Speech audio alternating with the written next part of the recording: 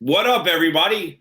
It's been half a minute. Been a little bit of a long summer, very odd summer. Again, like last summer, again. The world is changing at our feet, and we have to adapt and survive, and hopefully stick with logic and reason for all intents and purposes. The middle, towards the end of August, summer went by flying. All of a sudden, I'm opening up the trailer now. I got to start thinking about closing up the trailer. Labor Day is approaching, and the world is upside down. There's a lot of weird things going on. The summer was weird yet memorable. I'll never forget this summer as long as I live. I'm Steve Grillo, and you're listening to Grillos AftershockXL on the AftershockXL network. It's been a couple of weeks since I threw down some new material, and I'm happy to do it today with my guest because my guest is extremely famous. He's been a huge part of one of the biggest TV shows ever in the history of television. And we're going to get to him in a second. I just want to thank everybody. We just got a couple of numbers from the UK and here in the United States, and the persons that's listening, this is it. As far as Apple Podcast rankings, the last 30 days, position 114 in the category of entertainment news, United Kingdom, AftershockXL. Position 145 in the category of entertainment news, United States, 145, AftershockXL. Position 219 in the category of entertainment news in Australia, AftershockXL. I want to thank everybody across the board from my UK, my Australian, and my United States fans. Thank you so much for bringing the love. Considering those numbers, how many people are out there, people are listening, and I appreciate you tuning in. And it's my goal to continue to give you some type of fun, entertaining interviews here on the AftershockXL network and on my show, Grillos AftershockXL. And without further ado, one of the greatest characters in TV history, one of the greatest actors in the entertainment history, and one of the nicest guys and talented people I've ever met. Everybody, please welcome to the show, Vinny Pastore. What's up? My man, live from City Island, Vinny Pastore. What's up? Yo, how's your summer going, brother? Well, I got my Rock and Roll Hall of Fame hat on today because we lost one of the Everly brothers. Oh, man, what a shame. And wake up with Susie, rock and roll. Were you fans? You were a fan, obviously. Were you friends? No, I never met the Everly brothers, but yes, I grew up to their music, yes. Consider I'm 75 years old, and I'm old enough to be a grandfather. Well, you look fantastic. I don't know about my grandfather, but maybe an uncle. Okay, Uncle Vinny. Uncle Vinny. That's your new name, Uncle Vinny. Well, a lot of people know, Stephen, a lot of people call me Uncle Vinny. Nikki Cadero used to call me Uncle Vinny. Okay, yeah. Have you spoken a lot of girls, like real young, when I walk them down the red carpet, they say I'm with my Uncle Vinny. Yeah, and then later on, they call you Uncle Vinny too, right? No. Once they call you Uncle Vinny, that's it. Yeah. That means you ain't getting lucky. You ain't getting lucky. Yeah, well, though, some girls have fetishes like that. I had a friend of mine who had a girl that it wasn't exactly his blood relative. It was an in-law, and she liked to call him Uncle Vinny on the side. They had a little thing going on. Yeah. So it was like, well, let's just say Uncle Vinny. Do me Uncle Vinny. It was kind of, you never know with these girls. They have little fetishes here and there. Yeah. But no, seriously, Stephen, you can call me Uncle Vinny. A lot of guys that I respect, I let them tell people, my uncle is Uncle Vinny. So if you ever have a problem and you need to drop my name, just say, my uncle is Big Pussy. Yeah. That's an honor, and I appreciate that. You've always been nothing but good to me. We worked together on The Sopranos. I did the first 3 seasons. We were very lucky to be on the set with some of the most amazing actors, talented directors and writers and cast and crew. It was an honor to be able to work with you. That's where we started our friendship, and which is 20 years now. And I don't know if you know this, and I have a question for you because on Facebook feed and stuff like that, when you go there, there's a couple of Sopranos pages and stuff that they kind of shorten like some of the best scenes that they've had on The Sopranos, and I would say a lot of them have to do with you, which reminded me, because I watched the show when it first came on, and I never really went back and visited. It reminded me exactly what a big role you had in The Sopranos. Not that I ever would think that you didn't, but it reminded me that you were in almost like every scene.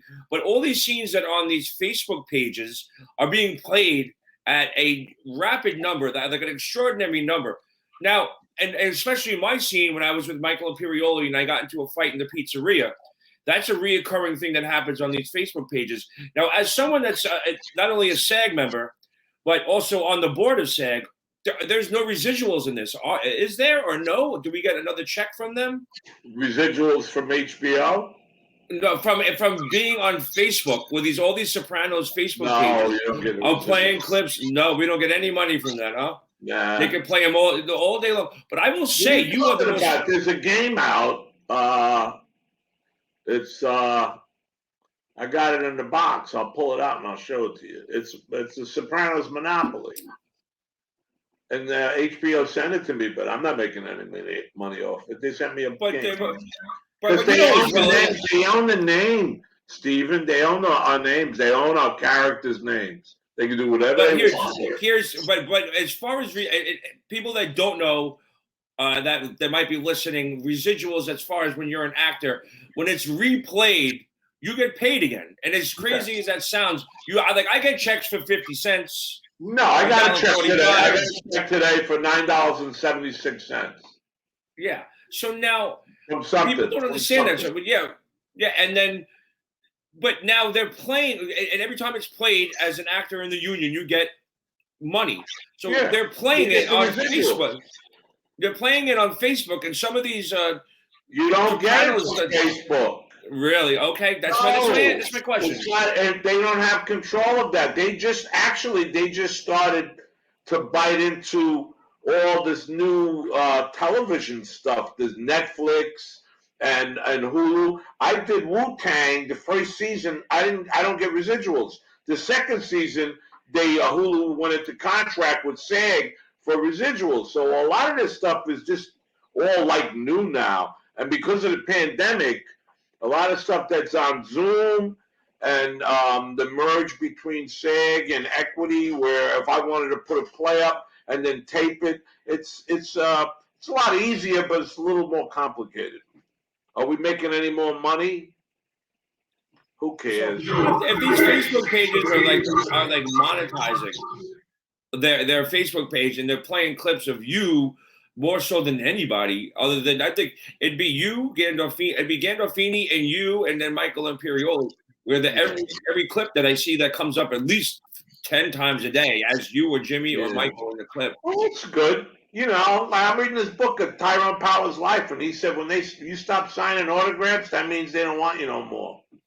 Did you Did you attend that MobCon that just happened?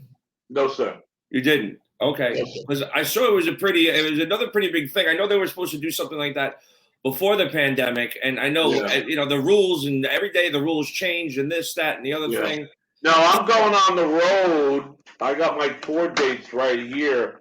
We call it Conversations with Sopranos. It's me, Michael, and Steven Sharippa.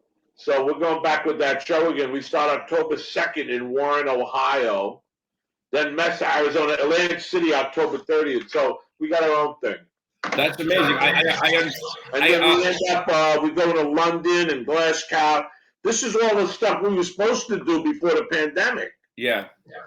I unfortunately, when I say this, it's in a weird way. I saw Steve Sharippa about a week ago. Unfortunately, we had to attend a friend of ours' funeral.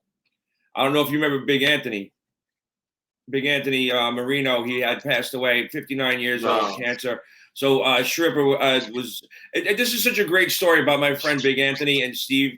You know, Sharippa on set was always very focused and in character. And, you know, like someone like you or Michael, or even Edie and Jimmy were always approachable or talkative to everybody. But Sharippa was very kind of like in his zone and stuff. So, like, you know, it was never something like it was a bad thing, but I always like sort of kept my distance. And my friend Big Anthony, God rest his soul now, was friends with Sharippa, and I really wasn't sure. So one day we were on set filming something, and Steve calls me over. He goes, "You're Grillo, right?" I go, "Yeah." He goes, "They're treating you good on this set?" I go, "Yeah, they're very good to me." He goes, "Okay, because you're with me now. So if anybody on the set bothers you, you have to come to me." And I was like, "Where the hell is this coming from?" And then it was my friend Big Anthony who told Shripper to look out for me on set. That's the way Steven is. I just finished doing a movie about the life of Neil Bogart, who started Casablanca Records, and I got a Zoom invite from Timmy Bogart, who was the producer and the writer, and he said, I got a part for you in my movie about my father. And we talked about it, and he gave me the part. And no sooner did I finish having the Zoom session, Sharif called me up, and he said, "Did you get the part?" I said, "How do you know about it?" He said, "Well, I was supposed to do the part, but I don't want to fly back to New York, so I come to get you." I said, "Okay, thanks, Stephen."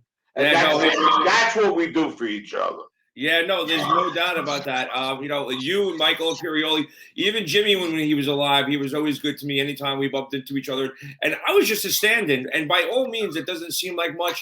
But on the Sopranos set, everybody was treated like family, no matter who. The crew, the stand-ins, the background. And there was no level of who was better than who. And tell me if I'm wrong, but I think that came from the top, from Jimmy and Edie, because they never seemed like they were any different than anybody else.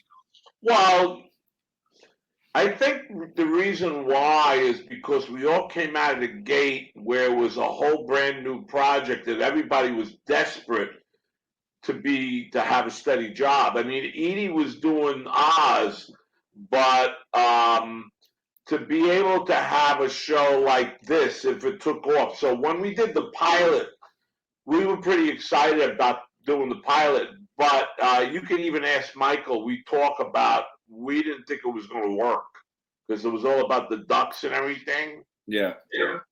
But after the pilot is episode 1. But when we told we got picked up and we went to work, the second episode was the first episode we worked on, and it was when me and Sirico went after the guys that stole the AJ's teacher's car, and it turned out to be a great showcase for me and Tony Sirico. Yeah. So I'm gonna tell you my little weird story. So Robert Eiler's father is an engineer, and my best friend worked with Robert Eiler's father. So before The Sopranos even happened, he used to say, "Oh, my boss's son wants to become an actor." I said, "Okay." So then he calls me up. He goes, "Oh, Eddie's son just booked a part on this new thing called The Sopranos. It's going to be like Goodfellas, but it's going to be an HBO series." And I go like this, "Yeah, like that's going to go anywhere." Yeah, well, look at that. Yeah. Well, but because I was being a skeptic. You gave yourself the Maloik. Yeah, well, no, I didn't, because the funny thing is, so now Robert Eiler, who plays Anthony Jr., gets the job, and then years later I become his stand-in. So it was kind of like weird, the fact that I was in 3 seasons his stand-in, and my friend worked with his dad, but the fact that when I first heard about it, I was like, yeah, right, and then it became one of the biggest TV shows in television history. Yeah. And so, what's your summers like? What have you been doing? Me? Yeah, just been hanging on City Island? Running around with the band. The band has been great. We did, me and my band, the Gangster Squad, we did the Wonder Bar, sold out. We did Daryl's house and Pauling. We sold out. We're going to be at the Cutting Room September 2nd. We hope to sell out. I'm putting your name on the list so you come down to the show. Absolutely. Thank you for that. And I got the Wonder Bar again, and then I just booked Freehold for 2022. So there's something about the band that you don't make a lot of money with the band. You don't make a lot of money doing theater, stage work. You don't make a lot of money teaching. But there's something about the satisfaction. The same thing with your podcast. There's something about the satisfaction of doing these things that we like to do. Yeah. Yeah, I have to do something like this. I have to be creative. I did 8 years on Howard Stern. This is what I know best, more than anything I can do. As far you as like to interview people. You like to talk to people. Yeah, exactly. Yeah. So Yeah, I but don't care. I'm gonna tell you something, Steve. I got 22 students on Zoom every Tuesday night. 22. 22 students going in a little box to where I'm in a box now. And you saying, I go like to Steve, let me see you do a monologue. Let me see you work with so-and-so. And it's not easy. And I can't wait for us to come out of these boxes and start being together again. And I thought it was going to happen sooner than later. I mean, we were down at Wildwood Memorial Day weekend. Everybody was out having a good time. And then the Wonder Bar and then Daryl's house and all of a sudden, boom. All of a sudden, this shit's coming back.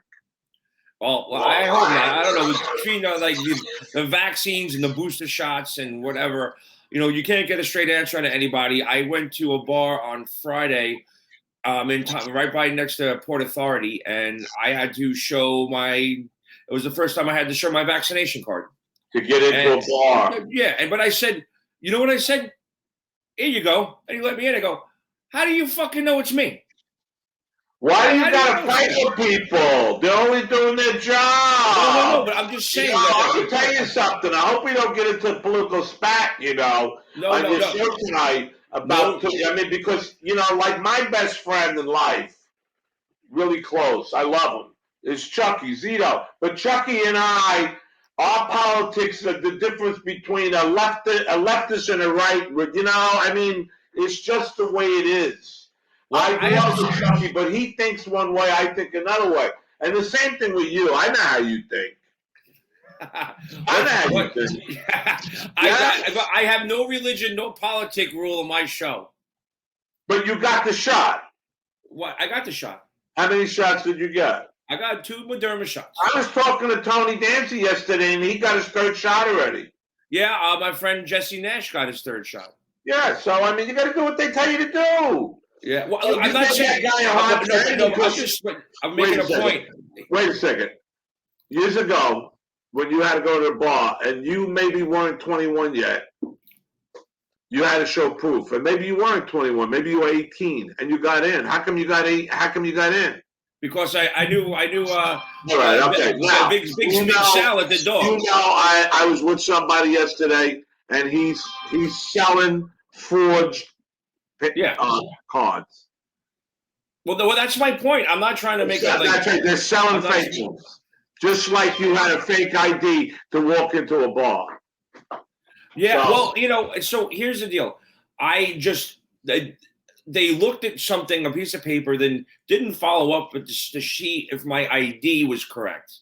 So if you're going to do that, and you're going to be vigilant, and that's the new policy, at least look at my ID to see if it matches the card, because I could have shown him anything. I could have been Harold Schwartz. No, but the movies and everything now are saying show your card and your proof of ID. Well, I have since you're on the SAG board, I have an issue to pick with you, because I was in Cindy Adams' column today, because on June 16th I was hired today in the New York Post. I just read it. I didn't see your name. Okay, yeah, you did. Well, it was towards the end, because I did. I'll go get the paper right now. What's it say?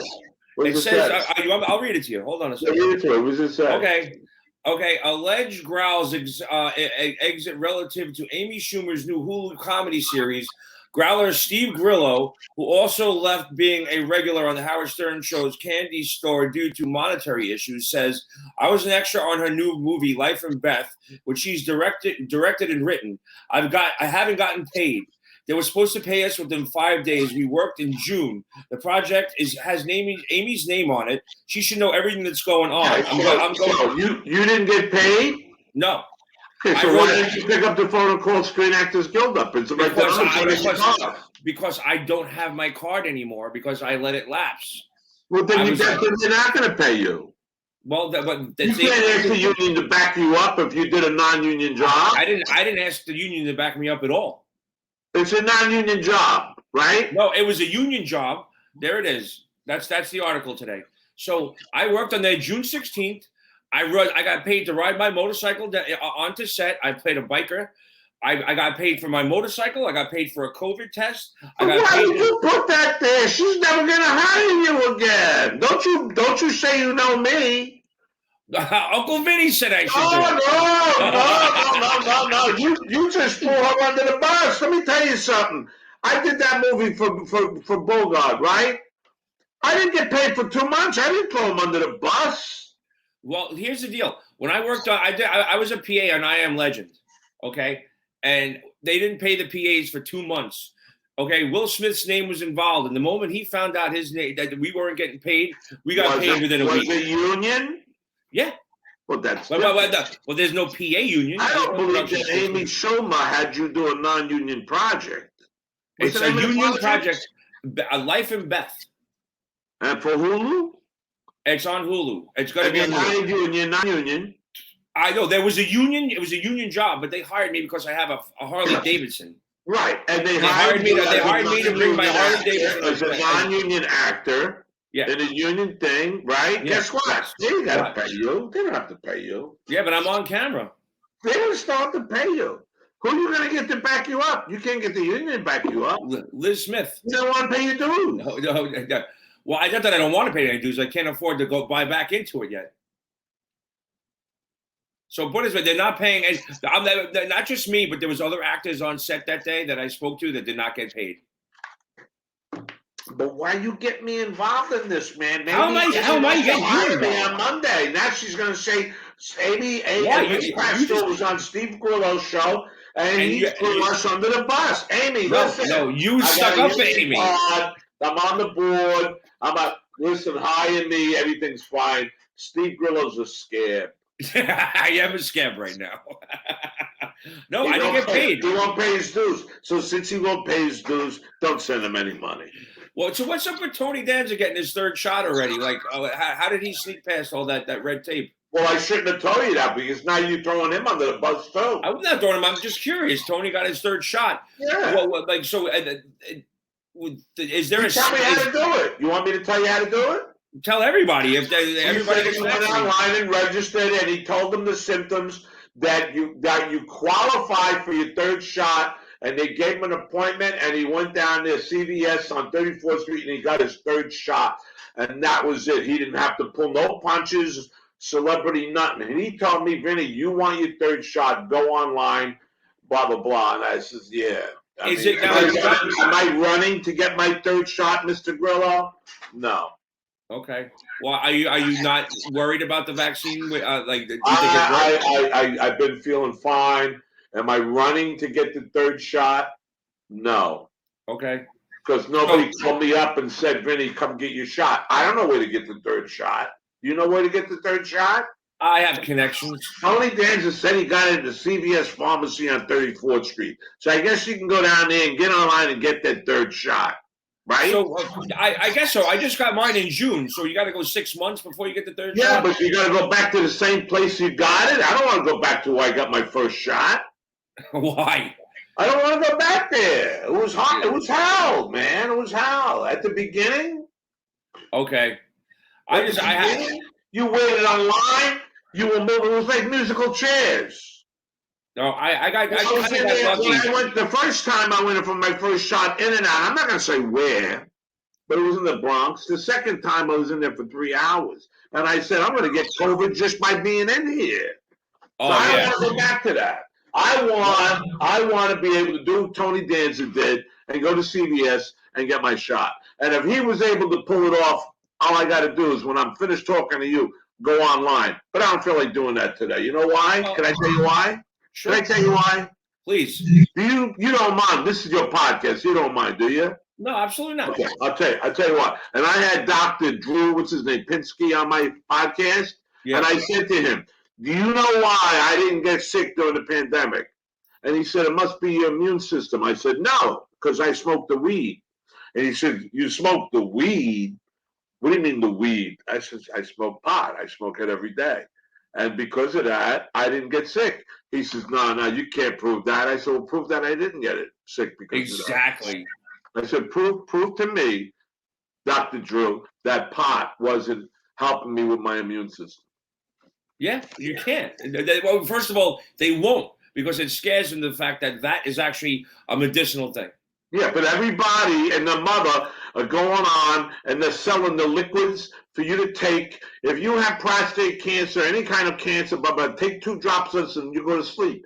It's liquid marijuana. Just go smoke a joint. Let everybody alone. You know, I'm going to tell you something, Steve. I live on City Island, and what's so cool about living on City Island, and I'm not going to get nobody busted, but I can buy pot on City Island now. I don't have to go in a car and worry about getting busted. I can walk down and I can buy pot right on City Island. So pretty soon the guy's going to have that green thing in the store. It's coming. It's all coming. It's coming. So I will tell you, I went to go. My stomach was on fire for a day and a half. I've been taking whatever antacid from Dwayne Reed. I took a couple of Tums, and I went to go see Blues Traveler down at Pier 16 down, in by the seaport. And I'm there, and I had a couple of drinks. My stomach was on fire. Like the pills weren't doing anything. Somebody that I know was there and said, "Would you like to try some hash oil?" Vinny, I took 2 puffs of this hash oil. Yeah. My stomach stopped burning instantly. Come on, Steven, I don't want to talk to you for a half an hour about weed, but when I wake up in the morning, if my stomach feels a little jittery, I smoke a joint. It does not stop me from watering my yard, from going to the post office. It doesn't stop me from getting on my bike downstairs. It doesn't put me in a mood like, I don't want to do nothing. I'm just going to sit here and watch television all day. I don't get like that, man. Yeah, well, there's certain trains that like jack you up. It's like I like to pick shit up. Yeah, no, I like a lot of musicians. I mean, I've been dealing with musicians forever, because of my clubs and everything. And they get high. They get high before they go up and play. And a lot of guys, I say, how could you go up there and get high before, can you do that? As an actor, you cannot do that. You can't. You can't go up there and try to do Macbeth after you smoke 3 joints. It ain't going to happen. No. It ain't going to happen. I will tell you one story. A musician, you can smoke and go up there and sing and play your guitar and get into the groove. But an actor, no way. I will tell you a story. I don't know if you know this, but I was in an off-Broadway play. The first real acting gig I ever got was in a off-Broadway play called Grandma Sylvia's Funeral. And it was an interactive play. I saw that. Yeah, so I played 2 different roles in there. Did they over at that theater on 40-something? No, it was down in Soho, Van Dam Street. It was on Van Dam Street, the Soho Playhouse. Grandma Sylvia's funeral is like Tony and Tina's wedding? Yeah, it was the Jewish equivalent. Oh, okay. So I didn't see that. I was in Tony and Tina's wedding. Okay, so I know what you're talking about. So I'm doing 5 shows of the radio show every day. I'm doing 8 shows. You did the 2 on Wednesday, Thursday, Friday, 2 on Saturday, 2 on Sunday. I'm doing it for about a year and a half. So by the time it came to like the second show on Saturday, I was so burnt. It wasn't challenging that I would go out, and I never really told too many people this. I would go out and buy like a 5th of Johnny Walker Red, pour out half a thing of Coca-Cola, fill that up, drink the whole 5th, smoke 2 joints, and then do the second show completely wrecked. But what got me through the second show is I had to act sober. You're not supposed to get wasted before you go do theater. Well, I was at my wit's end. It was boring. I was falling asleep. So That's no excuse. You can smoke a joint, but I know an actor who was working with Al Pacino, and Al knew he was smoking pot and fired him. Well, here's the deal. I pulled it off because no one ever knew a goddamn thing. No, well, that's different. If people know what you do, it's like, listen, we're up at Daryl's house and the band's all set up, and I go through the kitchen because I'm a club owner. Let me go through the kitchen, and all of a sudden I'm in the back near the garbage dump, and I smoke a joint. Nobody's bothering me, Yeah. And I'm back there, and I come back in, and then I go on stage and sing, and now I'm revealing my secrets. Now, does the audience know I just smoked a joint? No, it's none of their business. The same thing with substitution. If you're an actor, and you have to cry, like my scene in the bathroom when I had to cry in a bowl, and I only had 1 take. Steven, you got to think about something to make you want to cry. I can cry on cue. You can? I can cry right now. You really? Yeah, it's just one of those things. I could just do it. Well, what if I say something to you to make you feel bad? Would you cry? No, I would just be hurt. No, well, you have to cry. I'm talking. This is an acting exercise. Oh, okay. I mean, I want to make you cry. I want to make you feel bad. I don't want you all of a sudden to cry out of nowhere. No, that's not acting. To me, man. I don't understand why you're doing this to me. I've had enough. I've had enough of what's going on all around me. I just can't do it. See? I wanted to make you cry. Yeah, I make myself cry every morning. I want to insult you to make you feel so bad to make you cry. I get insulted every day. You're afraid that I'm going to insult you. It's your show. No, right? Okay, all right. Okay, listen. I got thick skin. I'm not afraid. I'm not afraid. Let's do an exercise. I saw the Raisin's Edge last night with Tyrone Powell. Let's do an exercise. Okay. All right. Pretend. Close your eyes. Pretend you're in Tibet. Pretend that you just met the guru, the Dalai Lama, and he says you are spiritually significant. Now open your eyes and think about the sunshine and the brightness, and you saw, and cry.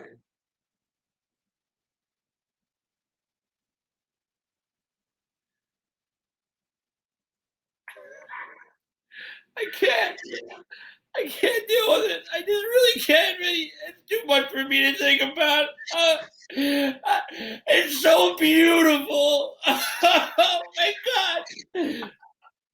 It was brilliant. It was better than fucking Kirk Douglas and Spartacus. That was amazing, man. I told you I could cry. Whoa! Why don't you come to my Zoom classes? I'm going to tell you something. The next one, Steven, I'm going to invite you so you can come and peek in. Okay. My last class I did last week, I started at 5:30. We went on to like 10 o'clock at night, putting scenes up and everything. We worked hard. We put it together. Oh, well, hey, listen, athletes train all year round. Actors are no different. You got to stay sharp, whether pandemic or no pandemic. You got to figure out how to do it. You don't become a professional if you don't train. Today? Here's what I did today.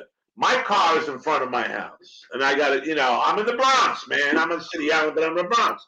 And you don't want to move your car because you're going to lose your space, man. Oh, people are riding around all day long looking for that space. So I walk, and I walk. And I walked today, and I walked today, and I came back, and Frankie Bizzani, my piano player, calls me up, and he said, "What are you doing?" I said, "I just came in from walking." He didn't understand what I said. I said, "Just come in from walking.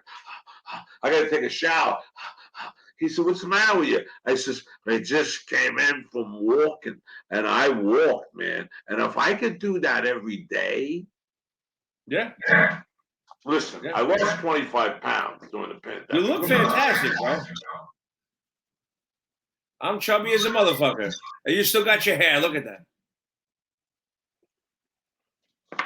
I lost weight during the pandemic. I did. I feel better. I'm getting old. You're getting old. We're all getting old. I'm going to be 49 next month, man. How old? 49. Oh, yeah. Once you hit 50, man. Shit, I'm going to get up from this seat when I'm done, and I'm going to go, oh, ow, what the fuck? No. That's you know why? The worst thing in the world is being a couch potato. I mean, even if you're a constant, like my friend I go see up in Connecticut, I call him Dr. Pot. He's a couch potato. He don't leave that house. I said, you got to get out. You got to move around, man. You can't stay in your house and just watch Turner Classic movies all day and smoke weed, man. You got to move around. I have to get out. I'm like, I'm a fidgeter. I have to move around. Constantly fidgeting. You got to hit the bike. You got to move around. Oh, you know what I saw? I look at my car and I say, you got a brand new car, but you haven't been using it. Well, not to walk around City Island. There's no reason for me to move that car if I got to do errands now. Yeah, I want to come up and visit you. You're in the city, right? Yeah, I'm in Hell's Kitchen. Oh, you are? Yeah. You know who came out of Hell's Kitchen? A lot of people. Sly Stallone did. Alicia Keys' mother. Sly Stallone lived down the block from over here. Alicia Keys' mother was an actress. She was doing soaps, and she was living in Hell's Kitchen, and she raised her daughter.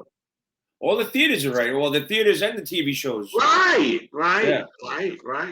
So where do you But- live in Hell's Kitchen? Now you don't want to tell us your address. Well, it's very prominent, right in the middle of the Hell's Kitchen, somewhere around 9th Avenue in the 50s. Yeah, well, if you tell too many people, you may get stalked and you may get whacked. No, yeah, I might get whacked. Everybody knows where I live. So where do you live? I live in 9th Avenue in the 50s. Over near the Skyline Hotel? Yeah, it's down the block. That's where I stay at. Well, the Skyline hasn't been nice to Hell's Kitchen this past pandemic because they stuck all the loonies in there. And it's been, no more. no, not too much. I wouldn't stay there. No. I saw like a big van. Hotels are like that. I mean, we're gonna get in trouble talking about this, but it's true. No. The hotels. They got rid of all the mattresses. All the mattresses. Listen, I don't want to get in trouble. Every time I'm on your show, I get in trouble. Bullshit. I do. Every time I'm on your show, I say something about somebody, and somebody watches it, and they say, "Oh, you said this on Steve Grillo's show." I said, "No, I didn't. I'm going to sue you." Okay. Let's not go there. Yeah, okay. No, I don't want to hear that from nobody. No, you're not going to hear that from me ever again. No, but just the whole point is you got to be careful what you say on the show. What happened today in our government? Yeah, it's a total shutdown. They're denying everything that's going on right now. Andrew Cuomo said bye-bye. Yeah. Why did he say bye-bye? Because he abused his power. That's why. No, because he was a kissy-feely, touchy guy. Yeah, because kissy-feely, Back in the touchy 50s, guy. back in the 50s, if he was a kissy-feely, touchy guy, would he have getting thrown out of office? I mean, the president of the United States, had a mistress. No, listen, it's a whole different thing now. And here's the problem that I have, and I'm going to leave this alone because this is where it gets sketchy. Any other person, especially if they were on the Republican side, that did something like this, just say like a Louis C.K. or anybody that's in the public thing, Me Too movement would have been all over them like a bum on a sandwich. But Andrew Cuomo had more than 9 people come out and testify against him and document all the shit that happened to him. Where's the Me Too movement? Why isn't mainstream liberal Hollywood all over Andrew Cuomo? Because he's the darling of New York. It's bullshit and it's hypocritical, and that's what I hate. There's no logic and reason in all that, and I like logic and reason, and there's no logic. If you're going to do one person and you're going to take down someone's career over them doing one thing against a girl or something they said years ago, and you're going to take down their career and do it, it should go for everybody, and it didn't go for Andrew Cuomo. And you know that motherfucker did it. You know, you could tell by his ego that he liked to push the button.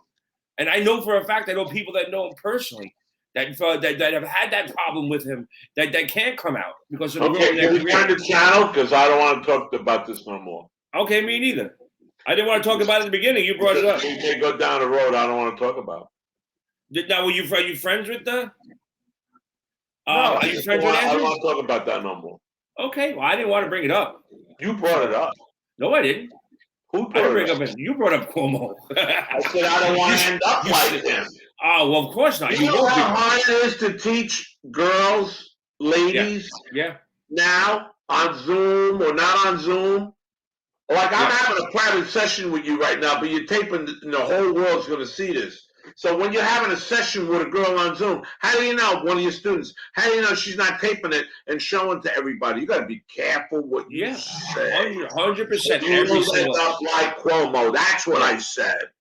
You got and you too, Steve Grillo. I appreciate you looking out, brother. I'm not looking out for you. I'm looking out for me. Of course you are. You're Vinny Pastore. I didn't come on your show to get sued. I come on your show to sell tickets for the cutting room. The cutting room, absolutely. Everybody goes see Vinny Pastore and his band. When is this show going to air? If this show airs in December, it ain't going to do me no good. It's going to end this September 3rd. But that's not doing me any good. But you know what? You're not on the guest list now. No, I will make sure that it's aired at the most watch time possible, so you can get as many people as possible to come to see your show as they should. I tell you something. Me, you know, when you said okay, can we do a 6 o'clock tape? And I said, yeah, fine. If you would have said, can we do a midnight tape? And I might have said, fine, because, I got one of my favorite actors in class. I'll say his name because he watches your show, Ernest Reed. He's a sweetheart. He's a trip, man. He likes to do scenes from like Blade Runner and sci-fi shit, And I let him do it, and I say, when are you rehearsing? Because I want to zoom in. And he said, midnight. I said, midnight? Who rehearses at midnight? He says, I do. I says, why? He says, well, like I can't sleep at night. I sleep in the day. I said, well, I'm getting to be like that too. And what's happened with me is like I'm sleeping later in the morning, but I'm a little more awake now. It's only about 6, 7 o'clock now, so I'll probably be up till 11, 12 o'clock tonight. So my body's changing, and that's okay. It's okay. You gotta, like I woke up last night and I wanted to watch this movie with Tyrone Powell. It was on 12:30 called Nightmare Alley, where he becomes the geek. And I watched it and I said, look at me. I can get up anytime I want and watch a movie and go back to bed. I wish I had that problem. Sleep is not my friend. Well, I can't sleep straight through, so I wake up and I woke up last night, I couldn't sleep, I started reading the book. I started reading The Life of Tyrone Power. That's awesome. I haven't read a book in a while. I've been bad. Delinquent. I've read about 150 pages this morning on The Life of Tyrone Power, and I'm going to tell you something. He had it real rough. And do you know why? I don't. Because he was a homosexual. Yeah. And he couldn't come out of the closet back then, and his wives were his beards. Did you watch the Netflix thing on David Geffen? That was really interesting. Why? What was the matter with him? Well, no, it chronicles his life. Did he marry Shia? Who did he marry? No, David Geffen. He married Cher. He married Cher. But he was gay. Yeah. He was one of the first executives ever to come out. So when Cher married David Geffen, she knew he was gay, but she didn't care because she had that love. Yeah, no, they did. They did. Like Liz Taylor and Montgomery Clift. Why are we talking about this shit? Oh, because you brought up gay stuff. What the Yo, Vinny, I want to thank you so much for coming on. I don't want to I want to come up to hang with you one day and see the island. I want to get fried clams. Okay, let me ask you one question. Okay. I'm doing a one-on-one with one of my actors, and I'm not saying who it is. And if he watches the show, and he said to me that in the session, it was a private session, not like you and I, because everybody's listening. He says, Vinny, I'm gay. And I said, well, I really didn't think about that. And he said, I didn't. Then he told me how he came out of the closet and went. And I don't know if that was an acting exercise or what, but I felt a little uncomfortable. Really? I had my best friend come out to me when I was 17 as gay, and I kind of knew it. I thought he was going to come on to me, and I sat there and I didn't. Yeah, is that what it is? Is that what it is? You feel uncomfortable because you think they're going to come on to you? Yeah. Well, at that moment, I did, because we were outside of his house. He was in the car, and he said, "I have something to tell you," and I don't know how to tell it. It took him like 10 minutes, and he goes, "I was like, oh my God, he's going to tell me he's gay and he's in love with me." Yeah, and I was terrified because he was going to tell me he was in love with me. So he goes, "Steve, I'm gay." Yeah, and I pause and I go, "And?" He goes, "What?" I go, "You're not going to tell me you're in love with me, are you?" He goes, "Ew, no, God forbid." You're making a joke out of it, but the seriousness of it all is in reading Tyrone Power's life story. How hard was it for a man to be at that caliber of success, and he could never tell the world that he was homosexual, and he even got married to women as a cover-up and had kids because they didn't accept it. So think about how much we've lived that. I do, and I've seen it and I've lived it. So, this is perfect timing for the people so not to tune out after all this. 45 minutes is perfect. So let's say everybody, September 2nd, you're going to be at the Cutting Room with your band.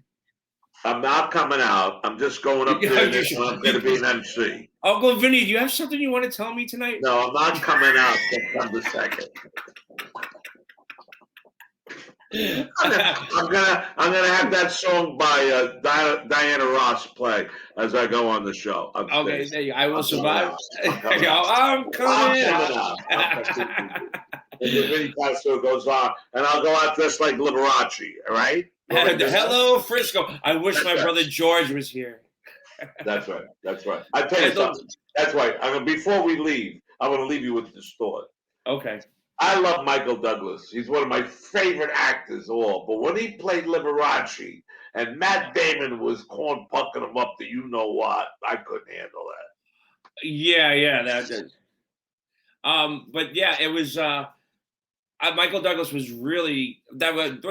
But imagine being a straight actor and having to be Liberace.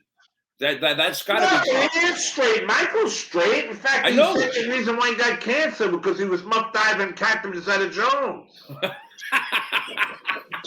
That's true. If that's how I'm going to go out, I'll take it. That's how he said he got cancer. You didn't know about that? No. And he was muck diving his wife. Well, if there's a reason to get cancer, that's it. I bet I'd rather get it that way than smoking cigarettes. You do shit. If I had to smoke as much cigarettes as to go down on Catherine Zeta-Jones, I'd have a 2-pack a day problem. I tell you something. And the fact that she didn't get upset that he came out and said that, because they get along, Well, that's why they're married because he can say anything he wants. I'm Captain Zeta-Jones. I got my own TV show. I don't care. Exactly. Well, Vinny, thank you so much for coming on my show. I know for a fact. I'm not going to say who it is, but a friend of mine was living with Raquel Welch for a while. She had him live, I'm not saying who it is, she had him live in the bungalow in the back and would only see him one day a week. Interesting. Yeah. Was his name Cato? And then I knew of a friend of mine. He was what's her name? The girl that was in Bonnie and Clyde. What's her name? Faye Dunaway. He was Faye Dunaway's boy toy in Hollywood. She was like aging. She was like in her 50s, and he was a boy toy. And that's how they are, man. They want these young dudes to run around, man. In a weird way, I can kind of understand. Well, would you ever do that? No. Let's say Mae West showed up right on your doorstep, right? Big, sloppy, fat Mae West. And she showed up on your doorstep, and she said, Stevie, I want you to be my boy toy. Would you take the job? What does it pay? It pays good money. And you get to go to all the parties. You get to go to Spiro's and all these hot joints. Mulberry Street Pizza. You'd be seen. You become famous. You'd be a lot more famous. I'd have to. I love talking to you, but you keep telling me about your claim to fame was The Sopranos. It was 20 years ago. You got to do something now. Yeah, you're right. I'll think about it. So if you got to go be somebody's like boy toy so you can get famous, go do it. All right? I will do that. Thank you. All right, I'll see you September 2nd. Is it Twitter? Let everybody know where they can find you, Vinny, so they can follow you and keep track of all your... You can't find no Twitter, no Facebook, no Instagram? Nah, can't find me, no. Okay, all right. So September 2nd, the cutting room. That's and then right. you, Mikey, and Stevie are doing some stuff in October with the Sopranos. I got the whole October 2nd, Warren, Ohio. October 16th, Mesa, Arizona. October 30th, Atlantic City, Detroit, Winnipeg, Waterloo, Edinburgh, Glasgow. I got them all set up until July 3rd, 2022, Dublin. You couldn't go to 3 awesome. You know what happened? It all came back. We had this book. We did Australia. We have fun. You know why? You go in, and we have either music or comedy first. When we go on the road, we have Joey Cola with us. You should go on the road with us, Steve. Oh, I would kill you that. You should. I would love that. Oh yeah, I do. First of all. What? I get along with all 3 of you, so why wouldn't I want to?